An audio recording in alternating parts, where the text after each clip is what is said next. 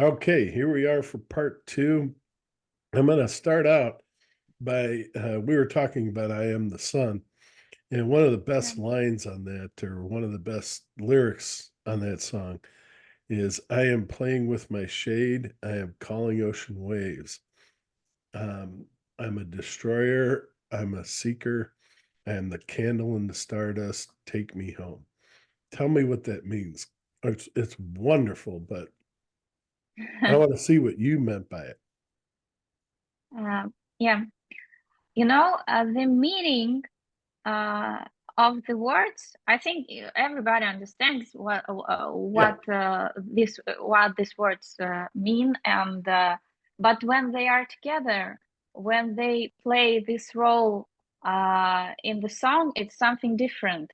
Um, uh, the most essential thing for me as a lyricist is to make the atmosphere, to make this strange vibe, so everybody can um, interpret this in a different way. For me, especially for me, this is about some kind of goddess, some universal goddess that is literally all you can see, all you can touch, all you can feel, all you can hear. So she's a mirror, she's a witch, she's a daughter, she's a wife, she's the sun, she's the ocean, and she can control the tides like the moon, yeah, because moon controls the tides on our Yep. planet. She can um, uh, like these Indian goddesses, they bring life and they take your life away. So this is about the contrast of life and death, and the beauty of the life and death process. So uh, I wanted this song to be like a manifest of this goddess of life and death, of sun and moon, of something warm and cold. And because the most beautiful things come out of this uh,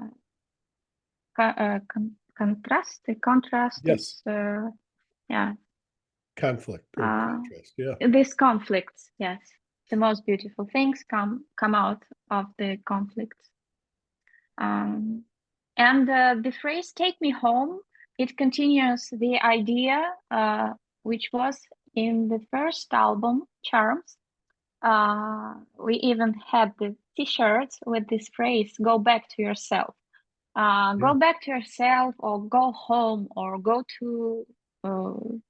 uh, go to yourself, take me home.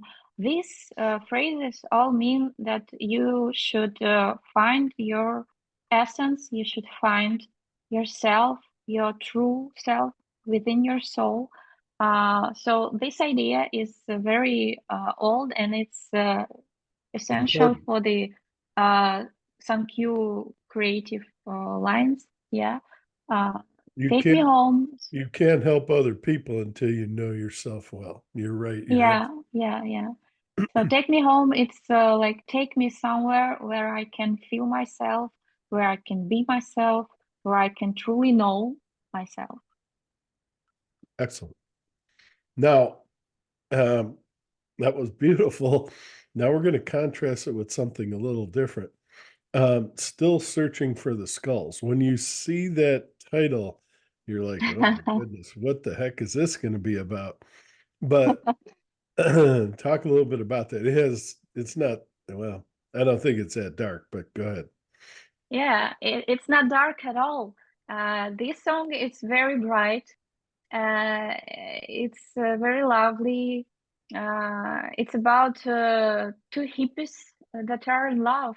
So it's very an optimistic single.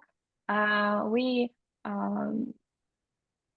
we wanted it to sound more um, synthwave, uh, not very stoner psychedelic rock. to be more trippy and mild. Searching for the skulls means searching for something very old, ancient, that it's forgotten, and maybe it's searching for some kind of feeling that it's forgotten. Maybe it's searching for the vibe. It's about nostalgia. It's about missing some things in your life. So searching for the skulls not means that doesn't mean skulls like Literally. bones. Yeah, Yeah. it's searching for the forgotten meaning. Yeah, and you talk at the end, the lyrics deal with you being 17 and sort of coming of uh, age. And you yeah, I really don't remember myself and during 17. I just loved this phrase. I think uh, it's from Ray Bradbury. He has uh, a work named uh, when you're 17. We were I think it's from Ray Bradbury, and I loved it, and I thought it can be very nice if you repeat it when you're 17.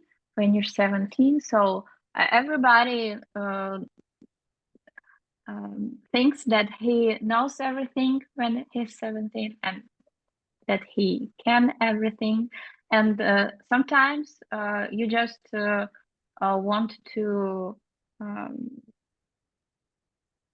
to be there when you were 17, and when you uh, knew everything, when you had everything, when you could everything. So that's about that, about searching for that missing youth, missing uh, hope. Yeah, and maybe it's about first love. uh, Everybody finds something in it, I think, that that he's seeking for. well, we're over here, it's kind of like you're on the precipice of adulthood, because over in the US, 18 is kind of, you're an adult now legally. You're an adult, Mhm, you can vote, you can do a lot of things that you couldn't when you were mhm. 17. So it's almost like that you're on the edge of this. You're Yeah, going to have all these adult things in your life, but you're trying to hold on to the um well, you kind of said it, the um feeling you had when you're still a child, and the freedom, the um spontaneity. Is yeah, that yeah. It's not about the legally um, thing. no, I'm It's just saying about, over yeah, here in the US, 18 is like it's a legal defining, now you're an adult. yeah. Yeah, But nobody waits till oh 18 yeah, when no, he no, falls in love. You know. yeah, yeah. No, that's true. That's very true. No, I'm just saying for us, um, sort of visually and legally, I don't know how else to say it. Um, your adulthood starts at 18 here in the US, but you're right. There's kids doing things a lot younger than that now that you never would have imagined. Yeah. Okay. Who is Elizabeth Siddall? Tell us a little bit about what inspired you about her. Elizabeth Cyril is a famous model. She was a real person, Yeah. uh, and she was a model at the Pre-Raphaelite Brotherhood. So you can see her at the Ophelia painting, the most popular painting, when she is lying in the river covered in flowers. So this Ophelia is actually Elizabeth Siddal. And she has a very tragic life. What's that? And yeah, her biography is very tragical. But the song is not about it. The song is about her dream. It's inspired by the poem of my good friend. Uh, she wrote a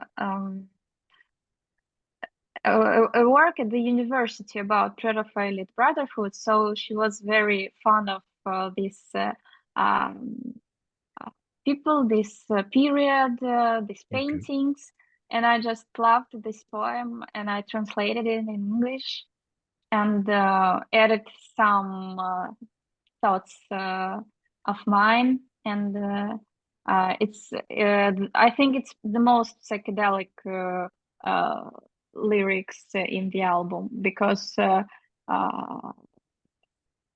like dreams, dreams are very trashy sometimes. Tell us Um, about some of those thoughts that you had about the poetry. What inspired you? What did you feel? I like that it's not logical at all. It felt like when you're trying to um, understand your dreams, but you cannot understand them because they are full of symbols and metaphors.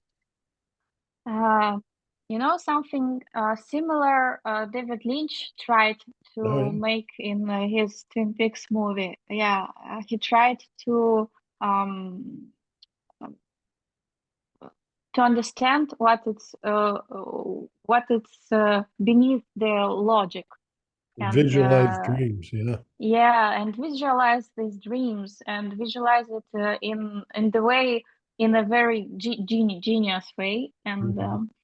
yeah, I just try to make the things less logical and more emotional. Okay. All right. And then Crystal Doors. Um, it almost sounds like a Doors song. Crystal ships, or um, Jim Morrison used the crystal a lot in a lot of songs. But tell us about that song. What were your feelings, your inspiration for that? And Yeah, it's a hell of a as I closing said song. before, it is the closing song. It is the most uh, it has the most powerful ending. Yes. Um, yes, it's inspired, as I said before, by Aldous Huxley. Um, I used to read it a lot when I was a teenager, and when I was studying at the university. Um, it's I don't know, it's pretty hard to explain it. Uh, it's just about the feeling. It's just about this uh,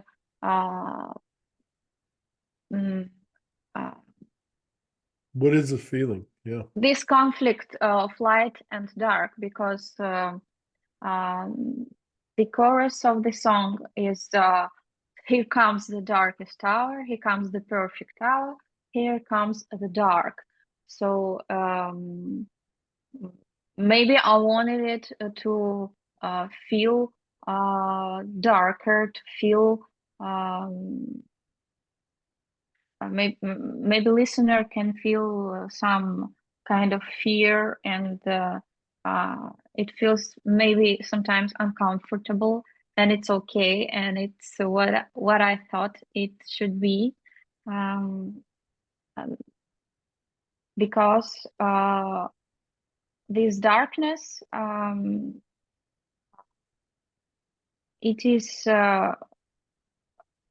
something that we are afraid of, but also something that we want to know better. Mhm. Yeah, we all want to figure it out, definitely. Yeah. All right. Wonderful album. I think you guys did a fantastic job.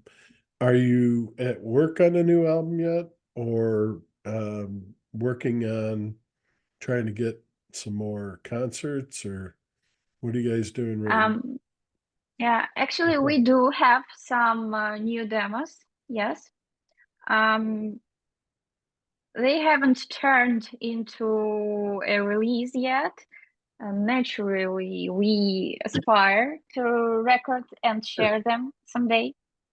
Um, and I think it's too early to discuss it, but these compositions need to be finalized. The material needs to be uh, crystallized. It has to get a body.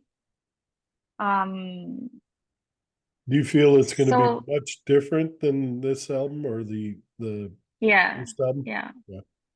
In what way? Heavier, maybe lighter? more mature, more. Uh, I think you've dealt with some pretty mature subjects already, but yeah. maybe uh, I don't know how would it sound, how it would sound, but I think we will try to continue to experiment, to combine, to uh, but I struggle to feel more free, I think. Uh, Maybe it would be more aggressive. I don't know yet. Uh, and the songs are different from one another, like it has always been in Q. I wish we release them someday.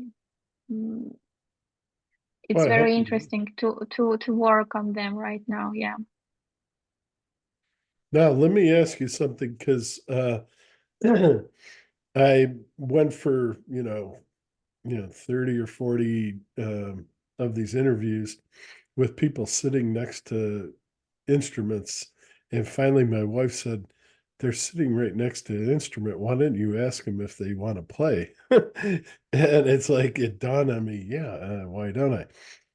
If you want to, would you want to play any songs off of the album? Uh, You don't no, have not to. really. Yeah, no, no, that's all right.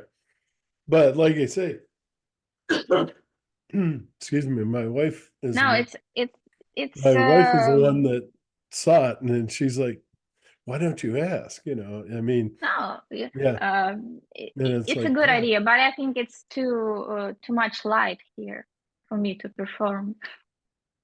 you like a darker stage or Yeah, yeah, of course. more of a stage feeling. Yeah, no, that's okay. No, you don't have to. I just, like I say, I want to at least ask because probably a lot of those other people were like, "Why didn't he ask me to play?" And it's like, I didn't think about it. But all right. Well, one last question then. What is there anything that I haven't asked you that you would like to talk about or bring up that we didn't cover? Mm, I just want to mention that our deepest desire is for listeners, for all who listens to this album, to escape from their reality, even if just for an hour, and to immerse themselves into these songs. We hope this magic brings comfort, brings pleasure to as many people as possible. And we'd like them to be a part of our musical journey. we'll be happy if everyone listens to it in every state they are, no matter sad or happy. It And is that kind of album you can listen to no matter day, night. Yeah. yeah, Happy, sad. yeah, and of course share it with the loved ones, because the main thing now is to promote this work and to spread it. Yeah, we hope a lot more people hear it, and we want to see you on stage and hopefully someday over here in the USA. That'd be fantastic. We'd like to. Thanks. Well, anything else you want to add? It was a pleasure to chat with you. Thanks for the questions.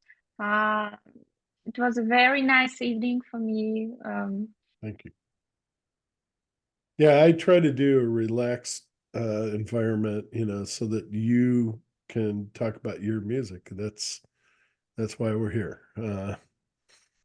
Well, Thank you. well, Helen, thank you very much for taking time out of your busy schedule to discuss your latest album, Myth, with us at the Citadel for Metal Fellowship at progressiverockcentral.com.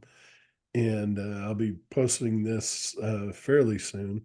So those of you that are, please watch in and enjoy it. And thank you very much, Helen. It was excellent. Yeah, I had a good time too.